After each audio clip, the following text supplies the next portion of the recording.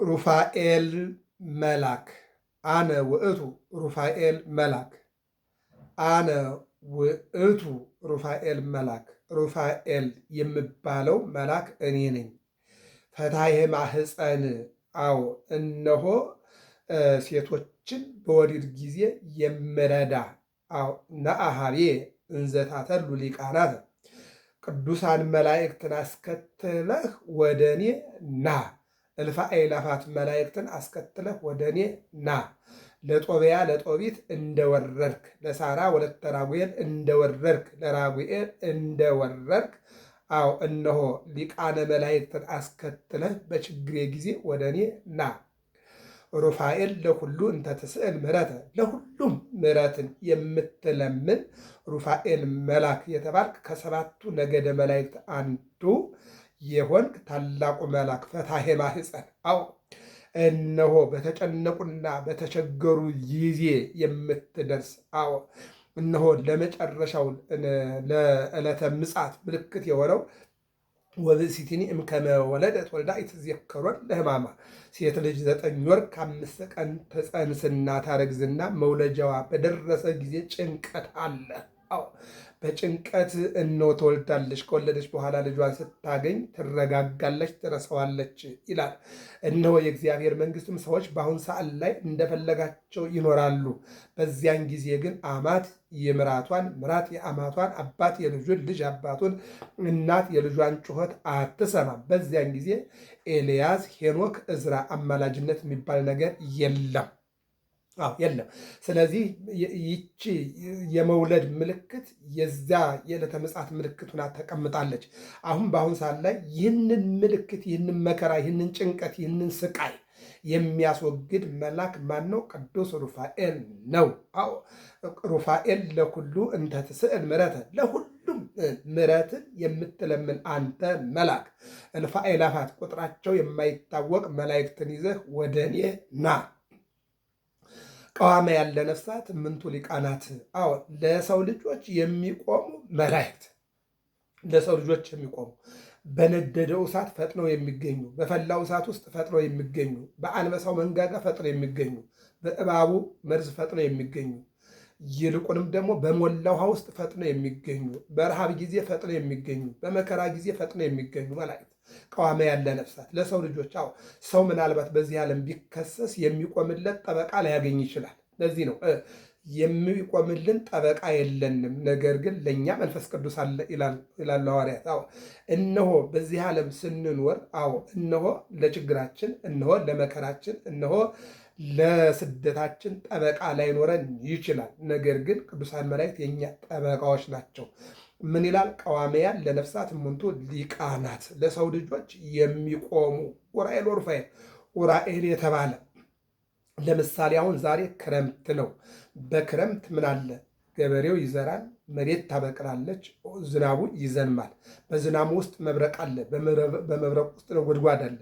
የመብረቁና የነጎድጓዱ ባለቤት አሁን መላእክት እያንዳንዳቸው ክፍል አላቸው። ለእያንዳንዱ አሁን ለምሳሌ ሩፋኤል የዶክተርነት ባህሪ ካለ፣ ቅዱስ ሚካኤል የአብሳሪነት ማነው? ቅዱስ ገብርኤል የአብሳሪነት፣ ቅዱስ ሚካኤል የመጋቢነት ያለ ክፍልፋይ የሆነ ስልጣናቸውን ይናገራሉ። ግን ሁሉም በሁሉ አሉ። አብ ወልድ መንፈስ ቅዱስ በአንድ ላይ እንዳሉ መላእክቱም ቁጥራቸው እልፍ በእልፍ ቢሊዮን በቢሊዮን የሆኑ መላእክት የሁሉም ፈቃድ አንድ ነው። ገብርኤል ባለበት ሚካኤል አለ፣ ሚካኤል ባለበት ገብርኤል አለ። ኡራኤል ወሩፋኤል ኡራኤል ባለበት ሩፋኤል አለ፣ ሩፋኤል ባለበት ኡራኤል አለ። እኛ አንዱ ባለበት አንዱ አንኖርም፣ እኛ ሰዎች ማለት ነው። መላእክት ግን እንደዛ ናቸው ማለት ነው። ስለዚህ ኡራኤል በመብረቅና በነጎድጓድ የተሾመ መልአክ ነው። ለዚህ ነው ቅዱስ ያሬድ በሐምሌ 12 ድጓ ላይ መላእክት ይትለአክዎ ለዘአንጎድጎደ ሰማያተ ወአውረደ ዝናማተ ተስፋ ኩሉ ዓለም። አዎ ለዓለም ሁሉ ተስፋ የሆነው ይልቁንም ዝናማትን ለሚያወርድ ነጎድጓዱን ለሚያመጣ መብረቁን ለሚያመጣ ባህርን ለሚሞላ መሬትን በዝናብ ለሚያረሰርስ ቡቃያ ለሚያበቅል ተራራውን ጋራው ሸንተረሩን ቅጠል ለሚያደርግ ለእግዚአብሔር መላእክት ይላላኩታል ይላል። መላእክት የለም። ምን መላእክት ብቻ ደመናትም ይትዘዙ ሁለቱ ደመናት ይታዘዙታል። አዎ ያውርዱ ዘእዝዞሙ ለደመናት ያውርዱ ዝናመ ዲበ ምድር። አዎ ደመናትን ያዛቸዋል። ውረዱ ይላል። ውቅያኖስ ላይ ይወርዳሉ፣ ዝናብ ይዘው ወደ ሰማይ ይወጣሉ። አዎ እንደገና ደግሞ አውርዱት ይላቸዋል። ለዚህ ነው ቅዱስ ያለ ዘእዝዞሙ ለደመናት ያውርዱ ዝናምን ይበምር። አዎ ዝናምን በምድር ላይ ያወርዱ ዘንድ እነሆ ደመናትን እግዚአብሔር ያዛቸዋል። ሰው ለእግዚአብሔር ሊታዘዝም ላይታዘዝም ይችላል። ነገር ግን ደመናት ይታዘዛሉ። ሰው ለእግዚአብሔር ሊታዘዝም ላይታዘዝም ይችላል። አራዊት ግን ለእግዚአብሔር ይታዘዛሉ። ለምሳሌ አዎ ዝሆኑ ተው ቢለው፣ ነብሩን ተው ብለው፣ አንበሳውን ተው ቢለው ይተዋል። ሰው ግን ተው ሲባል አይተውም። ባህርን አይታችኋል። የዘጸአት ምዕራፍ 14 ላይ በሙሴ በትር ግራና ቀኝ ተከፈለ አይደል? ማን የከፈለው? ሙሴ። ሙሴ ጠያቂ ነው እንጂ ባህርን ከሁለት የከፈለው እግዚአብሔር ነው። ለምሳሌ ኢያሱ በመጽሐፍ ኢያሱ ምዕራፍ 10 ላይ ፀሐይን አቆመ እንላለን። ኢያሱ ጠየቀ እንጂ ፀሐይን ያቆመ እግዚአብሔር ነው። አቡነ አሮን ፀሐይ ያቆመ እንላለን። አቡነ አሮን ትቁምልኛል እንጂ ያቆመ እግዚአብሔር ነው። ጠል ለምሳሌ ጌዲዮን አወረደ እንላለን። ጌዲዮን ጠል እንዲወርድ ጠየቀ እንጂ ያወረደው እግዚአብሔር ነው። አዎ ኤልያስ ለምሳሌ አሁን ዝናብ አቆመ እንላለን። ኤልያስ እንደኛ ጻድቅ ነው፣ ነገር ግን ዝናብን አቆመ፣ ነገር ግን ዝናብን አመጣ እንላለን። አዎ ኤልያስ ግን ዝናብ ይቁምልኝ አለ፣ ቆመለት፣ ይውረድልኝ አለ፣ ወረደለት፣ አለቀ። ሰዎች ጠያቂዎች እንጂ አድራጊዎች አይደሉም፣ ፈጻሚዎች አይደሉም። ፈጻሚ ማን ነው? እግዚአብሔር ብቻ ነው ማለት ነው። ያለ የነበረ የሚኖር ሁሉን ይክል ኩሎ አልቦ ዘይሳነው፣ ሁሉን ይችላል፣ የሚሳነው የለም። አምላከ ነዳያን ነው፣ ተስፋ ቅቡሳን፣ የድሃዎች አባት፣ ተስፋ የቆረጡት አባት እግዚአብሔር፣ ሁሉን የሚችል እግዚአብሔር ነው። ሰው ሁሉን ቢችልማ ሁሉን ያደርግ ነበረ። ሰማይን ይጠቀልል፣ መሬትን ይሰበስብ ነበረ። ሰው ግን ሁሉን አይችልም። የተወሰነ ምንድን ነው የተሰጠው? አይምሮ ነው የተሰጠው። አይምሮ ለቦ የተወሰነ እንጂ ሁሉን እንዲያውቅ አልተደረገም። ራሱ ሰው ሁሉን አያውቅም፣ የተወሰነውን ነው የሚያውቀው። በኑሮ ውስጥ ለምሳሌ ባል ሚስት ባሏን የሚታወቁት ትንሹን ነው፣ ብዙን አይተዋወቁም። የሰው በአይምሮ የተደበቀ አይምሮ አለው። ለሴትም የራሷ አላት፣ ለወንድም የራሷ አለው። ለአገልጋዩም እንደዚህ አንዱ ከአንዱ የሚተዋወቅበት አለ፣ የማይተዋወቅበት አይምሮ አለ። አያችሁ፣ ይህንን ልናቅ ያስፈልጋል። ለምሳሌ አሁን ሞባይል ላይ ስንመለከት ሰዎች እንዳያውቁብን የምናደርግበት ሴኩሪቲ አለ። አዎ ሰዎች እንዳያውቁብን የምናደርግበት መቆለፍ ያለ፣ ፎቶ እንዳያዩብን፣ ምስጢር እንዳያዩብን፣ ሜሴጅ እንዳያዩብን የምንቆልፍበት ምስጢር አላያችሁ። ስለዚህ እግዚአብሔር የአንዱን አይምሮ ከአንዱ ባህሪው የሚቆልፍበት፣ ሰው ያለ ፈቃዱ የእሱን ማንነት ሰው እንዳያውቅ ማድረግ የሚቻልበት አይምሮ አለ ማለት ነው። ይሄ ስጦታው ከማን ነው? ከእግዚአብሔር ነው ማለት ነው። እና ቋሚ ያለ ነፍሳት ምንቱ ሊቃናት ዑራኤል ወሩፋኤል። ዑራኤል በደመና ውስጥ ለነጎድጓድና ለመብረቅ ኃላፊ ሆኖ የተሾመ መልአክ ነው ማለት ነው። ሩፋኤል ማለት ደግሞ በወሊድ በስነ ተዋልዶ በዚያ ኃላፊ የሆነ መልአክ ነው። ሌሎቹ ደርሰው አያዋልዱም ማለት ነው። ለምሳሌ እንኳን መላእክት ማርያም ማርያም ማርያም ብለው በእኛ በኢትዮጵያ ኦርቶዶክስ ተዋሕዶ ቤተክርስቲያን ሴቶች ምጥ በያዘችው ጊዜ እናቶች ይሰበሰቡና ማርያም ማርያም ይላሉ ማለት ነው። ስለዚህ አቡነ ሀብተ ማርያም ይላሉ ማለት ነው። እነሆ በሌላ መልኩ እነ ተክለ ሃይማኖት እንደ ፍላጎቱ ሰው ይጠራል። የከሬን ገድል ጸበል አምጡልኝ፣ እምነት አምጡልኝ፣ ሰው እንደዚህ የሆነ ግን ኃላፊነት ደረጃው ስናይ ለምሳሌ እግዚአብሔር አባት ነው፣ እግዚአብሔር ወልድ ልጅ ነው፣ እግዚአብሔር መንፈስ ቅዱስ ሰራጺ ነው ብሎ ተቀምጣል። ስለዚህ እንደዚህ እኩል አንድ የሚሆንበት ቦታ አለ፣ አንድ የማይሆንበት ቦታ አለ። ለምሳሌ በስራ አብ ወላዲ፣ በልጅነት አብ ወልድ ተወላዲ፣ በማስረጥ መንፈስ ቅዱስ ሰራጺ። አያችሁ እዚህ ጋር ወልድ አብ ነው፣ ወልድ ወላዲ ነው አንልም፣ ወልድ ሰራጺ ነው አንልም፣ መንፈስ ቅዱስ ተወላዲ ነው አንልም። አያችሁ ይህንን መመልከት ማለት ነው። ስለዚህ ቅዱስ ሩፋኤል አማላጅ ነው፣ አዋላጅ ዶክተር ነው ማለት ነው። ሩፋኤል ለኩሉን ተትስል ምሕረተ ለሰብ ወለእንስሳ ፈታይ ማይጸኖሙ አንተ። የሚገርመው ነው። ናሃቤ እንዝታተ ሊቃናተ ከመትፈጽም ኩሎ ዘልቡና የተምኔተ የልቤን ምኞት እንድትፈጽም ልብ አለው። ናሃቤ እንዝታተ ሊቃናት ሊቃናት መላእክትን፣ ቅዱሳን መላእክትን፣ ንጹሐን መላእክትን፣ ሰማያን መላእክትን ይዘው ወደ እኔና ምንድን ነው ናሃቤ እንዝታተሉ ሊቃናት ከመትፈጽም ኩሎ ዘልቡና የተምኔተ የልቤን ምኞት እንድትፈጽምልኝ። ምኞት አይከለከልም በነገራችን ላይ የልቤን ምኞት እንድትፈጽምልኝ፣ የልቤን ሀሳብ እንድትፈጽምልኝ እና ወደኒ ሩፋኤል ለኩሉን ተትስል ምሕረተ ለሁሉም ምሕረትን የምትለምን ለሕፃናቱ፣ ለወጣቱ፣ ለአረጋውያኑ፣ ለአገልጋዩ፣ ለምዕመኑ፣ ለእንስሳቱ፣ ለአራዊቱ ለሁሉም የምትለምን ምሕረትን የምትለምናል። ሚካኤል ይስዕል ለእንስሳ ሳይረ ለሰብ ተግባረ ይላል። ቅዱስ ሚካኤል ለእንስሳ ሳር ለሰው ስራው እንዲባረክለት ይለምናል አለ። አያችሁት?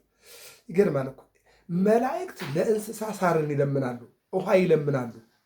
ሰው ለሰው ግን ክፉ ነው። ሰው ለሰው አያስብም። መላእክት ግን ለእንስሳ ሁሉ ለሰው ነጋዴው በንግዱ እንዲያተርፍ፣ ባለትዳሩ በትዳሩ ጥሩ ኑሮ እንዲኖር፣ አገልጋዩ በአገልግሎቱ፣ ወታደሩ በወታደርነቱ፣ መንግስት በመንግስትነቱ፣ ህዝብ በህዝብነቱ በሰላም እንዲኖር መላእክት ይለምናሉ። እኛ ግን አንለምን። የሚገርም ነገር የመላእክትን ራእይ አይተን የእኛን ጭካኔ ስናየው እኮ ይገርማል እናንተ። ይቀጥልና ለሰብ ወለ እንስሳ ፈታይ ማይጸኖሙ አንተ። ለሰው ብቻ አይደለ ለበጎችና ለላሞች ለእንስሳቱም ጭምር ወጸላሎትከ ያነስምዎት። የቅዱስ ጳውሎስ ጥላ ሙት አንስቷል። የቅዱስ ጴጥሮስ ጥላ ሙት አንስቷል። ወጸላሎትከ ያነስምዎት። የሞተ ህሊና አማላጅነት የሞተ ህሊና። ለምሳሌ ሳራ ወለተ ራጉኤል አልወልድም ብላ ትዳር አልይዝም ብላ አስማንዲዮስ የተባለ ጋኔን በማይጸኗ ከደሟ ተቆጣጥሮ እንዳትወልድ አድርጎ ይልቁንም ወንዶች እንዲሞቱባት 6 ወንድ ሞቶባታል። የሚገርመው ነገር ዲያብሎስ ሰይጣን ጋኔን በደሟ ተዋህዶ ማለት ነው። ወንድ ልጅ አብሯት ሲያድር ጧት ሞቶ ያድራል፣ ጧት ሞቶ ያድራል። ብዙም እኮ አላልነገር እያለ ነው እንጂ በመጽሔት ላይ በድርሳን ላይ ያልወጣ ብሎ ነው እንዲህ አይነት ነገር።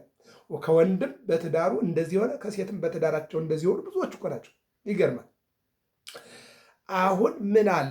እነሆ ወጸላሎትከ ያነስምዎት ሳራ ወለተ ራጉኤል። ይህ 6 ወንዶች ሞተውባቸው መጨረሻ ላይ ግን በቅዱስ ሩፋኤል አማላጅነት በሰባተኛው መልካም ትዳር አግኝታለች ማለት ነው። በዚህ በዮሐንስ ወንጌል ምዕራፍ 4 ያቺ ሳምራዊት ሴት ብዙ ወንዶች 6 እንደዚህ ወንዶች ማለት ነው እየሞቱባት መጨረሻ ጌታችን ኢየሱስ ክርስቶስ በምንጭ ውስጥ ተገይቶ ውሃ ጠጭኝ አላት። አንተ ዕብራዊ እኔ ሳምራዊት ስሆን ከእኔ እንዴት ውሃ ትጠይቃለህ አለችው። ውሃ አጠጪ ብሎ የሚጠይቅሽ ማን መሆኑን ብታውቂ የሕይወትን ውሃ ይሰጥሽ ነበር አላት። አንተ ከአብርሃም አንተ ከሙሴ ትበልጣለህ፣ ከያዕቆብ ትበልጣለህን? እዚህ እኮ አብርሃምም ያዕቆብም እነሆ በጎቻቸውም እነሱም ጠጥተዋል እኮ አንተ ከነሱ ትበልጣለህ እያለች ትከራከረዋለች።